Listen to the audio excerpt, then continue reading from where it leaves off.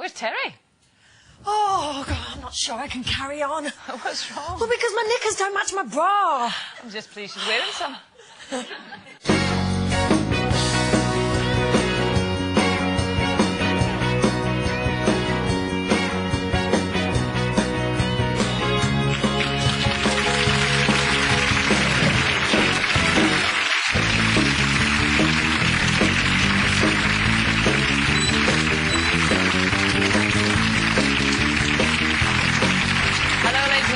Welcome to your midweek helping of Loose Women, and what a banquet of delights we're all set to serve up today.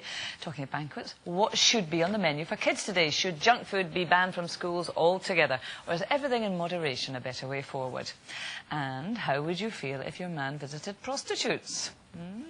That's a tricky subject author Freya North tackles in her 7th novel, Love Rules. She joins us later. Plus, she sold millions of records with the girl band Atomic Kitten, but now she's going solo. Her debut single's out next week, and she's also returned to her modelling days. And you can kind of see why. Gorgeous Jenny Frost will be popping into top music and sexy undies. Now, in honour of Kate Winslet, who reaches the big 3-0 today, yes, 30 today, Kate Winslet, we've taken on the essence of her hit movies today. This lady says she's got sense and sensibility. We just think she's ostentatious. It's Kim Marsh.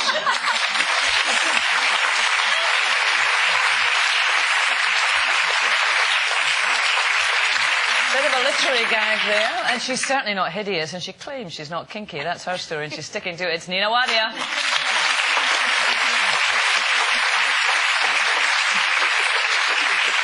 And her mind's spotless. She's blaming the pregnancy. Always bringing eternal sunshine. It's Terry Dwyer. And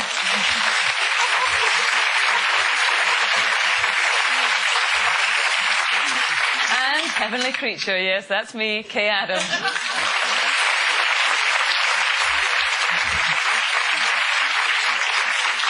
Now, I know it's a funny old question for a Wednesday lunchtime, but have you ever wondered what it'd be like to be a man? Oh, I'd love to be a man. Only long enough.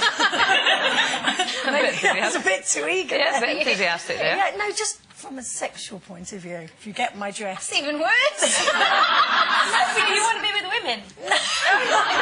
No. It was meant to be an innocent question. Nothing can be innocent on this show. Just so I can find out what it's like to be a man in that department, but only for as long as it takes. Well, I was just wanted to talk about that documentary that was on Monday night on Channel 5 called Gender Swap. So that's a nice way to ask, because she goes on about what it's just not nice. Oh, come on, you must have thought about it. No, we're not going on that way. In this documentary, Rebecca Luce, she turned into a man. Oh, there she is. And there's... And, that's from her to there. Oh, dear, she better stick as a woman. Look, no, not sticking. And then we've got Darren Day, bless him. Oh, is it great? Oh, is it you two? So we thought we've got to do it, haven't we? What would we look like as blokes? All right, so Kim, here you go. No.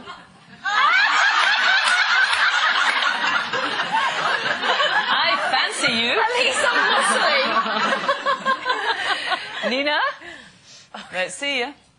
Oh, that's a bit harsh. That's good. That's good. That's really good. Terry, here you go. Oh, good. It's a good job I'm loving this pregnancy, isn't it? Oh, dear. And I'm the last one, so I shouldn't be laughing, because usually that's the worst. Here we go.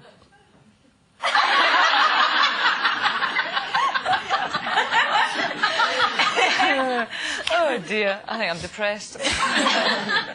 Anyway, there you go. Now, I don't know if you noticed a little story in the gossip columns about Tony Blair at the Olympic Summit in Singapore, which is earlier in the year, obviously. Apparently, he was in the gents, and he was standing at the urinal, and is schmoozing as usual, the guy next to him, and he says to him, "Are you having a good time?" It's a very risky thing to say in the gents' day. Anyone, I would have thought, But anyway, this man didn't recognise the Prime Minister of Great Britain, and he said, "I'm from Sweden, what are you suggesting?"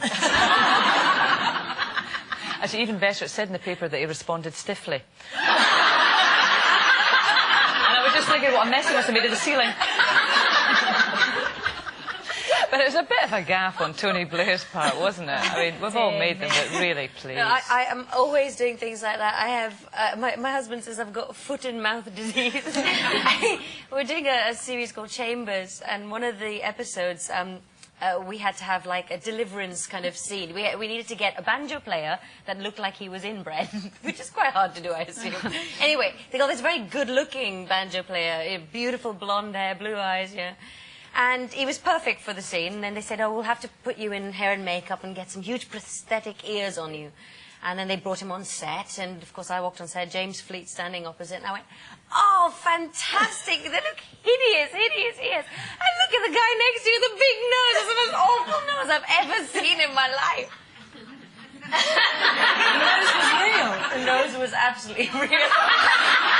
Oh, no. Seriously, it was horrible. And of course I couldn't get out of it, I tried to, because I kind of went, look at those big trees behind his head. It was too late. I was digging my own grave. It was horrible. There is no way back. I've actually been on the receiving end, really. It was Sean and I, we'd not long been together, but we went on our first holiday, and I'm sure this has happened to everybody. It was my birthday, and we were sitting around getting very drunk with a group of people, and he's never done it before, but then all of a sudden he was introducing himself, and he went, oh, yeah, and this is my girlfriend. And called me by his ex-girlfriend's name. But then I felt like I was the other woman, and then went so over the top, go, no, no, no, you don't understand. They split up a long time ago. So it actually seemed really salacious. It was very, very embarrassing, and I made him pay. Good girl. Good girl. Yeah. Well, I tried to think of a lot of things I've done. I'm sure I've done lots of things, but they escaped my memory. But there was one thing that my mum did. I mean, mum's always putting her foot in her mouth, honestly. And she was doing a car boot sale one day, and she's classy like that. And she was selling these clothes, you see, and my mum's a tiny, tiny little thing. And this lady came over. She was a very, very, very large lady, right? And she came over, and she's looking through the clothes like this, and she goes to my mum, excuse me, love, do you have anything to fit me? And my mum went, oh, I've nothing that big, love. And I just went, oh, my God. And like that in the back, and so the lady just went, oh, thanks, like that. So I'm thinking, oh, I'm not here. Oh, dear, of course, I have done the classic, oh, when's the baby due? And she said 3 months ago. She had it. It wasn't good. But we've not spoken since. I never liked her anyway. Competition time now. It's ITV's 50th birthday. We'll sold off Terry's clothes. She's grown out of them. And raised £2,000. If you'd like to be in with a chance of winning the cash, just have a go answering this question. Status Quo recently appeared in which soap? Was it A, EastEnders, B, Coronation Street, C, Family Affairs? Call 09012931941. Calls cost £1 but may vary from mobiles. Or text the word COB followed by A, B or C to 63337. Each text costs £1 plus standard network charge. Entrants must be 18 or over. Terms and conditions at itv.com/loosewomen. There you go. Good luck with that. We'll let you know who's won at the end of the show. Now, this big thing about the standard of food in schools, which was highlighted by Jamie Oliver earlier in the year. Ruth Kelly, the Education Secretary, has said, right, she's really going to run with this. She's going to introduce, or she would like to introduce, harsh new proposals saying that poor quality food in schools should be banned, and